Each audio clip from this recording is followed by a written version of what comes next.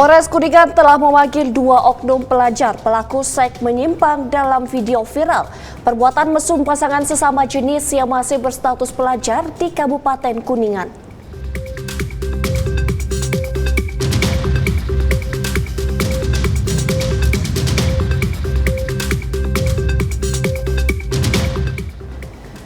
Polda Jawa Barat mengungkap kasus tindak pidana korupsi penyelewengan dana insentif tenaga kesehatan pada RSUD Palabuhan Ratu, Kabupaten Sukabumi selama periode pandemi COVID-19.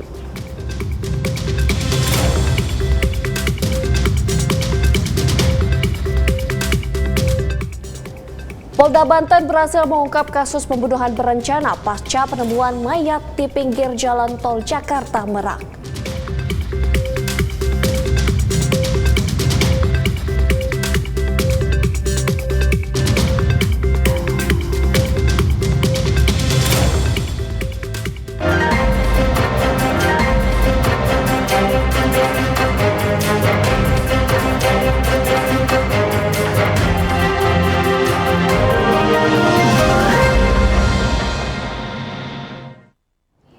Ya, selamat sore pemirsa. Presisi Utama kembali hadir edisi hari ini. Selain 3 berita utama tadi, selama 1 jam ke depan kami juga telah menyiapkan sejumlah informasi terkini lainnya.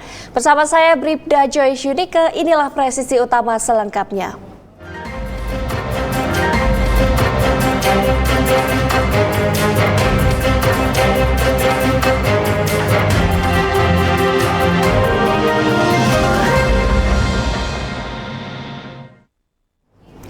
Pemirsa, Dit Polairut Bahatkam Polri mengungkap kasus pengelolaan benih lobster ilegal di Lebak, Banten.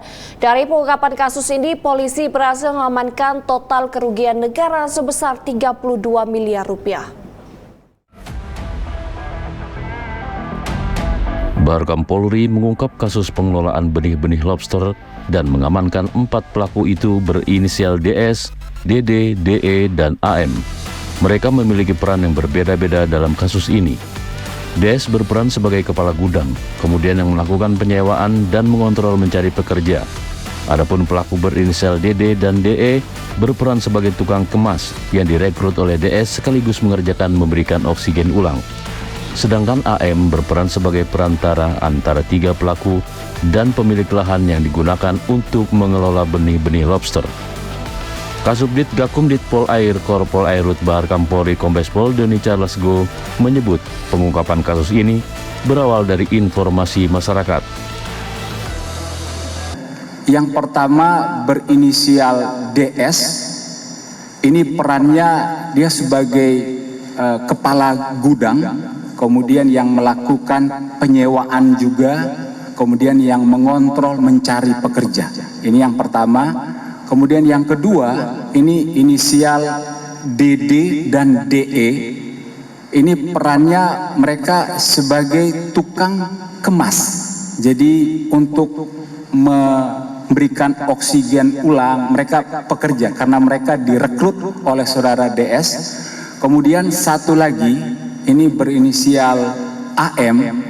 Inilah yang berperan sebagai perantara antara pemilik lahan dengan penyewa. Yang bersangkutan juga bertugas sebagai driver untuk mengangkat, menjemput para pekerja dan juga mengangkat barang bukti. Kemudian dari pengungkapan sejumlah 134.000 benih lobster ini, kami jajaran Dit Polair, Kor Polairut berhasil menyelamatkan kerugian negara dengan total 32 miliar 867.600.000 rupiah. Sementara itu, Ketua Tim Kerja PP dan Gakum PSDKP Budi Setiawan memberikan apresiasi terhadap Polri dan berharap akan terus bekerja sama dalam pengungkapan kasus-kasus berikutnya. So, kami berterima kasih atas kerjasamanya selama ini dalam pengungkapan BBL. Kami harapkan ke depan nanti kita terus bekerja sama dalam pengungkapan kasus-kasus berikutnya. Saya kira itu dari saya.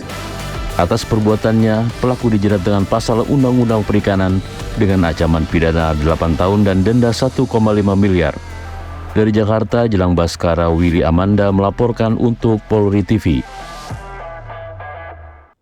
Pemirsa, Polres Kuningan telah memanggil 2 oknum pelajar pelaku seks menyimpang dalam video viral. Perbuatan mesum sepasang sesama jenis yang masih berstatus pelajar di Kabupaten Kuningan.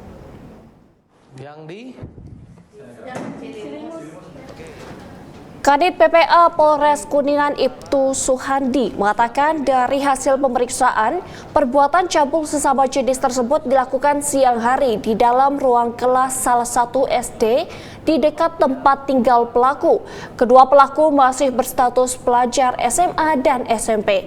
Suhandi menambahkan perbuatan asusila 2 pelajar laki-laki tersebut dilakukan dengan sengaja. Pelaku merekam sendiri perbuatan seks menyimpang tersebut dengan menggunakan ponsel, hingga akhirnya video tersebut beredar luas. Petugas kemudian melakukan penyidikan dan memanggil para pelaku untuk dilakukan pemeriksaan. Namun karena pelaku masih di bawah umur, maka tidak dilakukan penahanan. Namun demikian, akibat perbuatannya berhubungan seks menyimpang terhadap anak di bawah umur, pelaku dijerat dengan pasal 82 UU RI nomor 17 tahun 2016 tentang perlindungan anak. Yang sedang dalam proses penyidikan dari Satreskrim Polres Kuningan, ya, menggunakan sistem peradilan anak, dalam artian korban dan anak yang berkonflik dengan hukum, ya, masih di bawah umur. Kami tidak bisa memberikan identitas apapun, ya, karena anak di bawah umur. Yang jelas itu semua sudah kami proses dan dalam proses penyidikan menggunakan sistem peradilan anak, ya. Untuk anak yang sedang berkonflik dengan hukum diamankan di rumah aman dalam pengawasan UPTD PPA bersama unit PPA Polres Kuningan. Penyelesaian kasus ini tetap sinergi kami dengan UPTD PPA dan menggunakan sistem peradilan anak tadi. Pemirsa, beralih ke informasi lainnya, Polda Jawa Barat mengungkap kasus tindak pidana korupsi penyelewengan dana insentif tenaga kesehatan pada RSUD Palabuhan Ratu, Kabupaten Sukabumi selama periode pandemi COVID-19. Polda Jawa Barat berhasil mengamankan tersangka DP selaku Direktur RSUD Palabuhan Ratu, SR selaku Kabid Pelayanan RSUD Palabuhan Ratu, dan WB selaku Subkor Pelayanan dan Pembiayaan Kesehatan RSUD Pelabuhan Ratu dalam kasus tindak pidana korupsi penyelewengan dana insentif tenaga kesehatan RSUD Palabuhan Ratu, Kabupaten Sukabumi tahun anggaran 2020 dan 2021.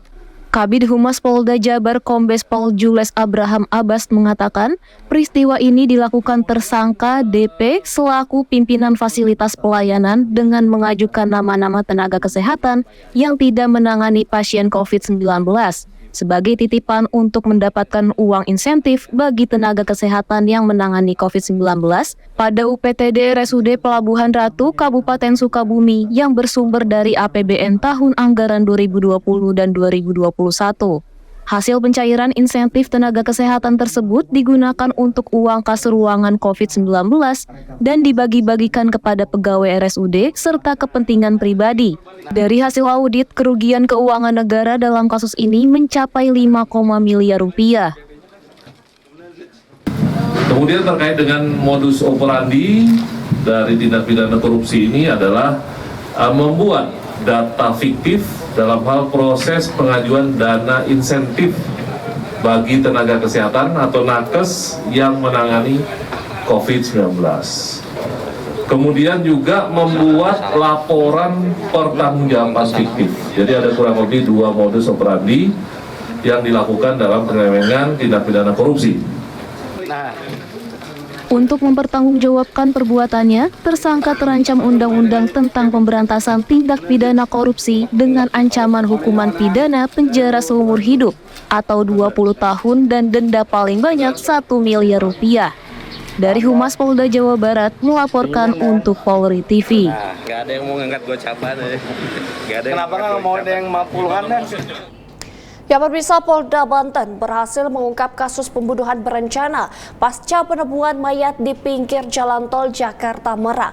5 tersangka berhasil diamankan dan 4 tersangka lainnya masih dalam pencarian. Ditreskrimum Polda Banten menggelar konferensi pers mengungkap kasus pembunuhan berencana pasca adanya penemuan mayat di tepi ruas tol Jakarta Merak.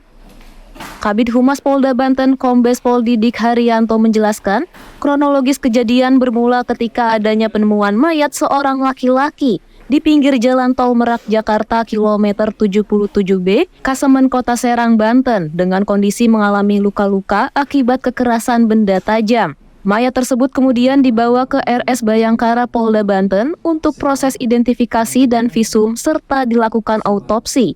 Modus operandi yang dilakukan para pelaku yakni dengan cara menumpang kendaraan truk yang memuat gula sebanyak 35 ton.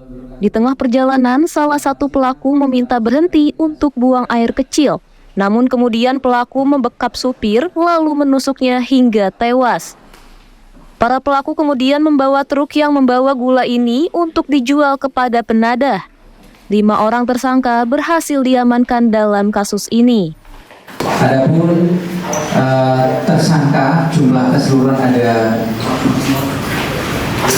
5, dapat kita saksikan bersama, yaitu ada FR 51 tahun, BN 53 tahun, kemudian RR 56 tahun, kemudian HD 33 dan WH 35. Sementara ada 4 DPO, ada Asyed, ada JH, ada RT dan RV. Di Reskrimum Polda Banten, AKBP Dian Setiawan menjelaskan bahwa penyidik masih memburu 4 tersangka dan sudah diterbitkan DPO. Penyidik juga masih mencari kendaraan truk tronton yang digunakan untuk mengangkut gula. Untuk saat ini pelaku yang kita amankan ada 5 orang, yang mana perannya 2 sebagai eksekutor, 1 sebagai penyewa kendaraan yang digunakan sarana kejahatan, 1 yang menjual barang hasil kejahatan, dan 1 lagi sebagai penadah. Kemudian pada saat ini masih ada 4 DPO lainnya yang masih kita lakukan perburuan. Kepada para pelaku ini kita terapkan pasal 340 yaitu pembunuhan berencana, 338 pembunuhan, dan 365 tentang pencurian dengan kekerasan, ancaman hukuman 20 tahun penjara atau hukuman seumur hidup. Atas perbuatannya, para tersangka dijerat dengan pasal berlapis tentang pembunuhan berencana dan atau tindak pidana pembunuhan dan atau tindak pidana pencurian dengan kekerasan dengan ancaman hukuman pidana mati atau pidana penjara seumur hidup atau paling lama 20 tahun. Dari Humas Polda Banten melaporkan untuk Polri TV.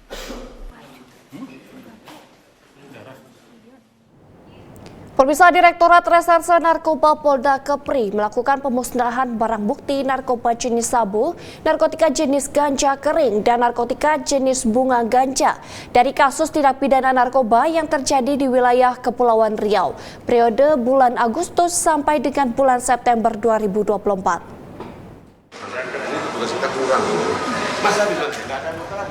Dires Narkoba Polda Kepri AKBP Anggoro Wicaksono menjelaskan barang bukti yang berhasil disita dari 4 laporan polisi tersebut yaitu narkotika jenis sabu sebanyak 999,96 gram, disisihkan untuk pembuktian di pengadilan sebanyak 2 gram, disisihkan untuk pemeriksaan lapor sebanyak 0,13 gram, dan disisihkan untuk pemusnahan sebanyak 997,86 gram.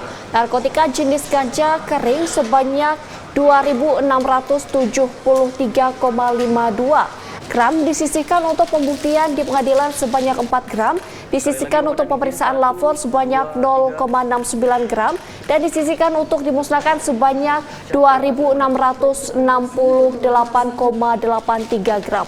Selanjutnya narkotika jenis bunga ganja sebanyak 32.600,32 gram disisihkan untuk pemeriksaan labor sebanyak 0,82 gram dan disisihkan untuk pemusnahan sebanyak 32.599,5 gram. 10 barang bukti dimusnahkan dengan mobil insinerator, yaitu dengan cara membakar barang bukti dengan suhu 1.200 derajat Celcius agar lingkungan serta tidak terkontaminasi polisi dari hasil pembakaran serta disaksikan langsung oleh kelima tersangka. Tersangka ada 2 orang, adalah tersangka berinisial HN alias Kiel, kemudian tersangka atas nama inisial HJ, HJP alias PA. Tempat kejadian perkara dalam kasus tersebut yaitu berada di depan gapura perumahan Arta Indah RT 6 RW 18 Kecamatan Sagulung, Kelurahan Sungai Langkai, Kota Batam, Kepulauan Riau, dan Kafrin Seroja Blok 1 nomor 14 RT 5 RW 8 Kamar Atas nomor 3 Kecamatan Sagulung, Kelurahan Sungai Pelunggut, Kota Batam. Pemirsa, Polres Palopo berhasil mengungkap 16 kasus terkait kasus kekerasan terhadap anak, perempuan, persetubuhan anak, dan kekerasan dalam rumah tangga. Kapolres Palopo AKBP Syafi'i Nasikin menegaskan komitmen Polres Palopo untuk menangani kasus kekerasan terhadap anak dan perempuan dengan serius. Kasus kekerasan terhadap anak, perempuan, dan KDRT menjadi isu serius di Kota Palopo, Sulawesi Selatan. Selama periode Agustus hingga September 2024, Polres Palopo berhasil mengungkap 16 kasus terkait kekerasan ini. Kapolres Palopo AKBP Syafi'i Nasikin mengatakan bahwa dari 16 kasus yang terungkap, sebanyak 14 kasus telah berhasil diselesaikan. Penanganan dari total 14 kasus yang terungkap dilakukan melalui pendekatan restoratif justice. Kapolres Palopo AKBP Syafi'i Nasikin menegaskan komitmen pihaknya untuk menangani kasus kekerasan terhadap anak dan perempuan dengan serius. Ini merupakan bukti nyata bahwa Polres Palopo tak tinggal diam dalam melindungi warganya dan pemberantasan kejahatan di wilayah hukum Polres Palopo.